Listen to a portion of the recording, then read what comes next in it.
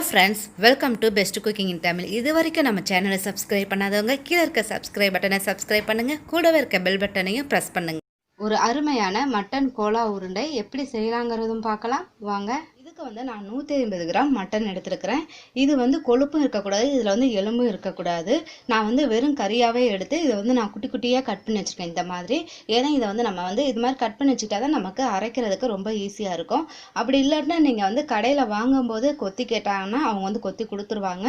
ஆனால் நீங்கள் அதில் வந்து கொழுப்போ எலும்போ இல்லாமல் இருக்க மாதிரி பார்த்துக்கோங்க. நான் வந்து நல்லாவே க்ளீன் பண்ணிட்டேங்க. க்ளீன் பண்ணி நல்லா அலசி வச்சிருக்கிறேன். இப்போ வந்து முக்கியமான மசாலாவே இதுதாங்க. இதில் வந்து நம்ம கறி நீங்கள் எவ்வளோ கொஞ்சமாக போட்டாலும் மசாலா வந்து இதில் வந்து கொஞ்சம் கூடுதலாக ஆட் பண்ணிக்கிட்டிங்கன்னா நமக்கு இன்னும் நிறையாவே வந்து அந்த உருண்டைகள் வந்து கிடைக்கும். அதுக்காக வந்து இந்த மாதிரி மசாலா வந்து கொஞ்சம் கூடுதலாகவே ஆட் பண்ணிக்கலாங்க. இப்போ நான் வந்து ஒரு அரை முடி தேங்காய் வந்து துருவி எடுத்துருக்கிறேன். நம்ம தேங்காய் எவ்வளோ எடுத்துருக்கோமோ அதுக்கு பாதி அளவு வந்து பொட்டுக்கடலை எடுத்துக்கோங்க. காரத்துக்கு வந்து பச்சை மிளகாய் எடுத்துக்கோங்க. அது மாதிரி மிளகு வந்து ஒரு அரை ஸ்பூன் எடுத்துக்கோங்க. சோம்பு வந்து ஒரு 2 ஸ்பூன் எடுத்துக்கோங்க. ஜீரகம் வந்து 1.5 ஸ்பூன் எடுத்துக்கோங்க. கசகசா வந்து ஒரு 1/4 ஸ்பூன் எடுத்துக்கோங்க. கிராம்பு ஒரு 5 எடுத்துக்கோங்க. பட்டை வந்து ஒரு 2 பீஸ் எடுத்துக்கோங்க. இஞ்சி வந்து இந்த மாதிரி கொஞ்சம் பெரிய துண்டு எடுத்துக்கோங்க. பூண்டு வந்து சின்ன பல்லாக இருக்கனால நான் ஒரு 20 பல் பூண்டு ஆட் பண்ணிக்கிறேங்க. இதுவே உங்களுக்கு வந்து பெரிய பல்லாக இருந்துச்சுன்னா நீங்கள் ஒரு 10 ஆட் பண்ணிக்கிட்டாலே போதும். வெங்காயம் வந்து நமக்கு எதுக்குன்னா நம்ம வந்து இதெல்லாம் அரைக்கும் போது நமக்கு தண்ணி தேவைப்படும். அப்போ வந்து இதை வந்து வெங்காயத்தை வந்து கொஞ்சம் கொஞ்சமாக நம்ம ஆட் பண்ணி அரைக்கணும். இதுக்கு வந்து நம்ம கொஞ்சம் கூட தண்ணி வந்து ஆட் பண்ணவே கூடாதுங்க. இப்போ இதில் வந்து நம்ம இஞ்சியை மட்டும் நம்ம சின்ன சின்ன பீஸாக வந்து கட் பண்ணிக்கலாங்க.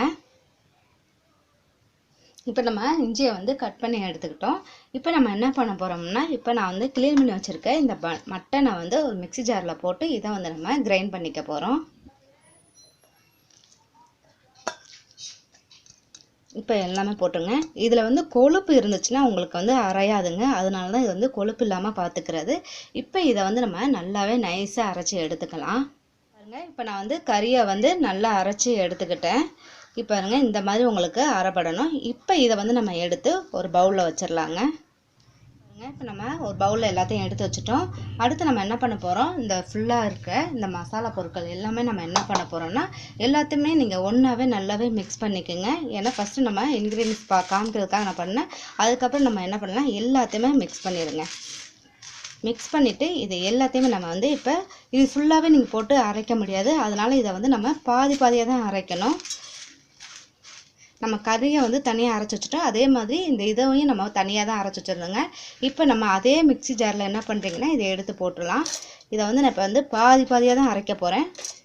ஆனால் தண்ணி ஊற்றிடாதீங்க மேக்ஸிமம். அதனால் நீங்கள் வந்து ஃபுல்லாக போட்டு அரைச்சிடாமல் கொஞ்சமாக போட்டு அரைங்க. அப்படியே ரொம்ப கெட்டியாக தண்ணி வேணும்னா கொஞ்சம் கொஞ்சமாக, அதாவது நீங்கள் ஒரு 1/4 டம்ளர் வச்சுட்டு அதில் கொஞ்சம் கொஞ்சமாக ஆட் பண்ணி நீங்கள் அரைங்க. இப்போ நம்ம கறி தனியாகவும் மசாலா தனியாகவும் அரைச்சி வச்சுக்கிட்டோங்க. மசாலா வந்து எனக்கு ரொம்ப நைஸாக வரல, கொஞ்சம் குறகுறன்னு தான் வந்திருக்கு.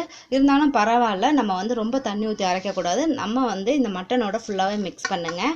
மிக்ஸ் பண்ணிவிட்டு இப்போ இதை என்ன பண்ண போகிறோம், திருப்பி நம்ம இன்னும் ஒரு தடவை கிரைண்ட் பண்ண போகிறோம். ஏன்னா மட்டனும் இந்த மசாலாவும் சேர்ந்து நம்ம பிணையிறதோட நம்ம ஃபுல்லாகவே இது மாதிரி நல்லா மிக்ஸ் பண்ணிவிட்டு திருப்பி நீங்கள் என்ன பண்ணுறீங்க, இதை வந்து நம்ம ஒரு திருப்பி அதே மிக்ஸி ஜாரில் போட்டு பாதி பாதியாக போட்டு திருப்பி ஒரு வாட்டி நல்லா அடிச்சுக்குங்க. அப்போ தான் உங்களுக்கு எல்லாமே நல்லா ஒன்று சேர்ந்து உங்களுக்கு அது வந்துடும். இப்போ இதில் வந்து நான் பாதி எடுத்து நம்ம மிக்ஸி ஜாரில் போட்டு திருப்பி வந்து தண்ணிலாம் எதுவுமே ஊற்றாதீங்க. இப்போ உங்களுக்கு ரொம்பவே நல்லாவே நைஸாக அரைஞ்சிரும். பாதி பாதியாக போட்டு அரைச்சிக்குங்க. இப்போ நம்ம கோலா உருண்டைக்கு மசாலா எல்லாமே நமக்கு எல்லாமே ரெடி ஆயிடுச்சுங்க. பாருங்கள், இந்த அளவுக்கு நல்லா நமக்கு நைஸாக இருந்தாலே போதும். இப்போ நம்ம இதில் என்ன ஆட் பண்ண போகிறோம்னா, இதுக்கு தேவையான அளவுக்கு நம்ம இதில் ஃபஸ்ட்டு உப்பு ஆட் பண்ணிக்கலாங்க. இப்போ இதுக்கு தேவையான அளவுக்கு உப்பு சேர்த்துக்குங்க. ஏன்னா நம்ம உப்பே சேர்க்கலை, அதனால் உப்பு சேர்த்துக்குங்க. இதோட என்ன பண்ணுறீங்கன்னா ஒரு 1/4 ஸ்பூன் அளவுக்கு மஞ்சள்தூள் ஆட் பண்ணிக்கோங்க. நம்ம காரத்துக்கு இதில் வந்து பச்சை மிளகாய் ஆட் பண்ணியிருக்கோம், இஞ்சி மிளகுலாம் ஆட் பண்ணிக்கிறோம், பூண்டுலாம் ஆட் பண்ணியிருக்கோம். அதனால் உங்களுக்கு அதிலே கொஞ்சம் காரத்தன்மை இருக்கும். உங்களுக்கு அது இல்லாமல் காரம் பத்தலை அப்படின்னா நீங்கள் மிளகாய் தூள் வந்து ஆட் பண்ணிக்கோங்க. இப்போ இதில் வந்து எனக்கு காரம் வந்து கரெக்டாக இருக்குது. நம்ம இந்த கார்ன்ஃப்ளவர் மாவு ஒரு 2 ஸ்பூன் அளவுக்கு ஆட் பண்ணிக்கிறேங்க. கார்ன்ஃப்ளவர் மாவு போடுறதுனால நமக்கு உங்களுக்கு தெரியும் கார்ன்ஃப்ளவர் வந்து நல்ல ஒரு கிறிஸ்பினஸ் கொடுக்குன்ட்டு, அதனால தான். அது இல்லாமல் ஒரு நல்ல கோட்டிங்கும் கொடுக்கும் நமக்கு. இப்போ உங்களுக்கு வந்து நீங்கள் அரைக்கும் போது உங்களுக்கு என்ன ஆயிடுச்சு, ரொம்ப தண்ணியாகிடுச்சு, என்ன பண்ணுறது அப்படின்னு நீங்கள் நினச்சிங்கன்னா கடலை மாவை ஆட் பண்ணிக்கிங்க. கடலை மாவு ஒரு 2 ஸ்பூன் போட்டிங்கன்னா உங்களுக்கு அது எல்லாமே நல்லா திக்காக அந்த மாவு வந்து தண்ணியெல்லாம் என்ன பண்ணுன்னா அந்த மாவு வந்து நல்லாவே அப்சர்வ் பண்ணிக்கும். அதனால் கடலை மாவு ஆட் பண்ணிக்கோங்க. இப்போ இது எல்லாத்தையுமே நம்ம நல்லா மிக்ஸ் பண்ணிடலாம். பாருங்கள், இப்போ நம்ம ஃபுல்லாகவே நல்லா மிக்ஸ் பண்ணிட்டோம். இப்போ என்ன பண்ணுறீங்க அப்படின்னா இதில் வந்து நம்ம சின்ன சின்ன பால்ஸ் மாதிரி எடுத்துக்கணும்.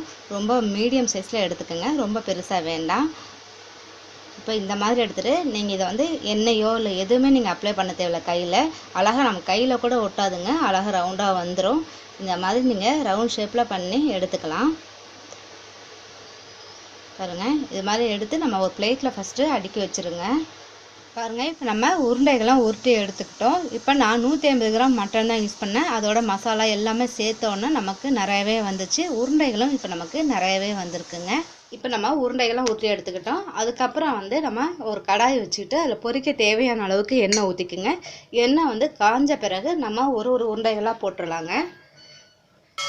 இதை போட்டுட்டு நமக்கு இது வந்து ரொம்ப வந்து ஹை ஃப்ளேமில் வைக்காதீங்க, நமக்கு உள்ளே இருக்க இந்த இதெல்லாம் வேகாது. அதனால் கொஞ்சம் மீடியம் ஃப்ளேம்லேயே வச்சுக்கோங்க.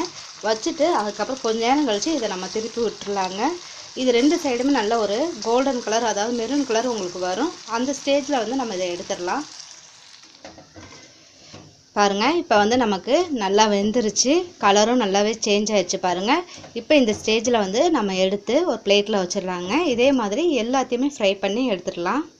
பாருங்கள், இப்போ நமக்கு ரொம்பவும் கிறிஸ்பியான மட்டன் கோலா உருண்டை ரெடி ஆயிடுச்சு. கண்டிப்பாக நீங்கள் ட்ரை பண்ணி பாருங்கள். இது உங்களுக்கு ரொம்ப பிடிச்சிருந்தா லைக் பண்ணுங்கள், ஷேர் பண்ணுங்கள், மறக்காமல் சப்ஸ்கிரைப் பண்ணுங்கள். Thank you viewers.